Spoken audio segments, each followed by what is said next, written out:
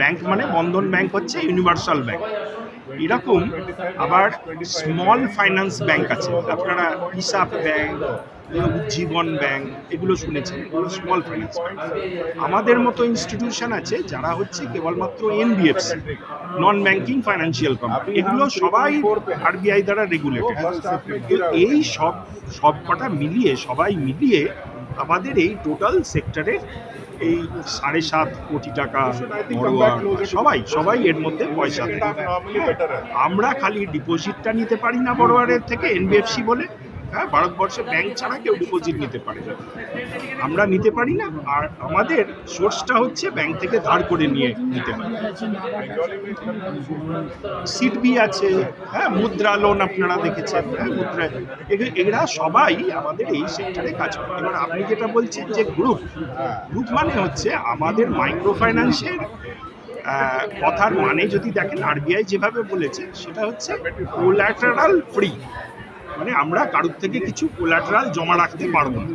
হ্যাঁ, তো এই যে সামগ্রিকভাবে সবাই যে লোনটাই দিচ্ছে সবটা হচ্ছে কোল্যাটারাল ফ্রি লোন। হ্যাঁ, এবং এই সিকিউরিটি ছাড়া এই লোনগুলো নেওয়া হয়।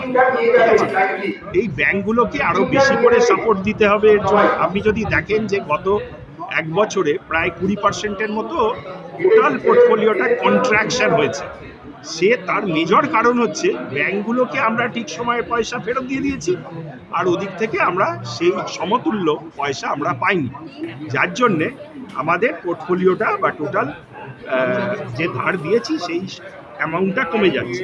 সুতরাং আমাদের বলার কারণ হচ্ছে ব্যাংকগুলোকে আরও বেশি সাপোর্টিভ হতে হবে, যেহেতু আমরা ডিপোজিট নিতে পারি না আমরা সবাই থেকে, সেই জন্যে তবে তো আমরা এই আউটরিচটাকে কভার করতে পারি। না, আমাদের প্রতি বছর কনফারেন্স, এটা দেখছেন না 10th কনফারেন্স, প্রতি বছরেই শীতের সময় আমরা কনফারেন্সটা করি। না, এটা দেখুন নতুন বিভিন্ন সময় নতুন ভাবে আসে, তো এটা একটা কেবলমাত্র কোনো ইস্যু। हमारी पॉपुलेशन में बॉटम ऑफ द पिरामिड जो सेगमेंट है 30-40% है, उनके लिए फॉर्मल क्रेडिट पहुंचना बहुत इम्पॉर्टेंट है, और उसलिए micro finance sector financial inclusion के लिए बहुत इम्पॉर्टेंट है।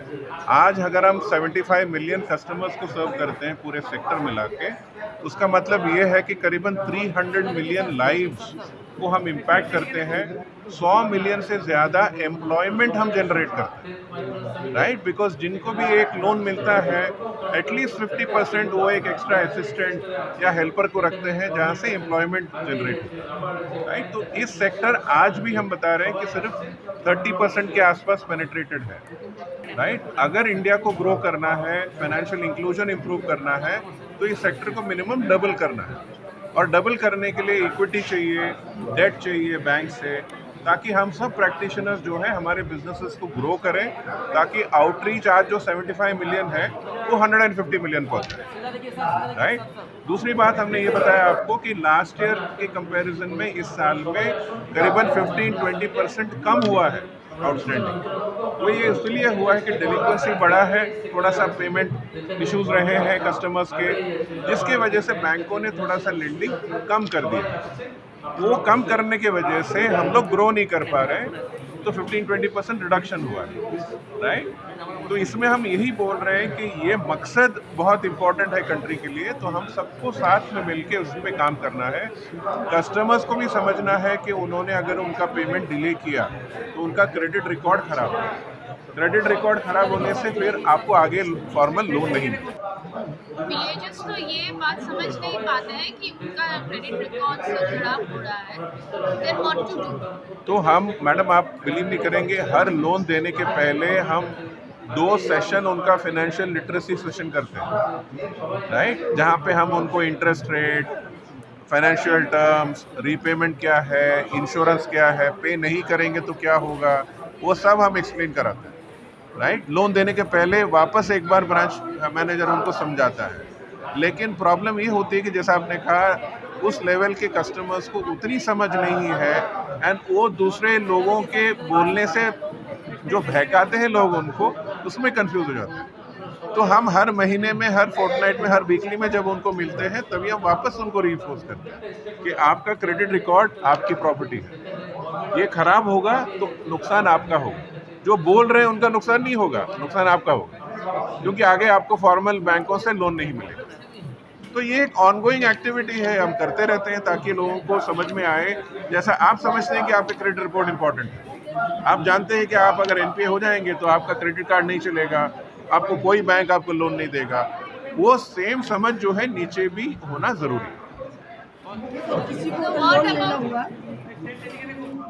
एक्चुअली रिक्वायरमेंट क्या है, ये भी ले सकते हैं। मैडम, हमारे बिजनेस एक बहुत यूनिक बिजनेस है जहाँ पे हम कस्टमर्स को आने के लिए वेट नहीं करते हैं, हम उनके गांव में जाते हैं, हम उनके घर के पास जाके समूह बनाते हैं, ग्रुप बना के हम एक्सप्लेन करते हैं, उसके बाद में जो भी अप्लाई करते हैं उनको इवैल्यूएट करके उनको लोन देते हैं ग्रुप मेथडोलॉजी में, जो ग्रामीण मेथडोलॉजी है, जॉइंट लायबिलिटी ग्रुप बोलते हैं उसको, राइट। तो कोई भी ले पाँच सकता है। जिसका क्रेडिट रिकॉर्ड क्लियर है, जिसका कोई इकोनॉमिक एक्टिविटी है, कोई किसी का कुछ दुकान है जिसको बढ़ाना है, किसी का छोटा होटल है जिसको बढ़ाना है, तो उसके लिए वो लोन देते हैं। नए बिजनेस खोलने के लिए हम लोन नहीं देते, राइट। तो उस हिसाब से लोन दे के उनका वीकली, फोर्टनाइटली, मंथली पेमेंट होता है।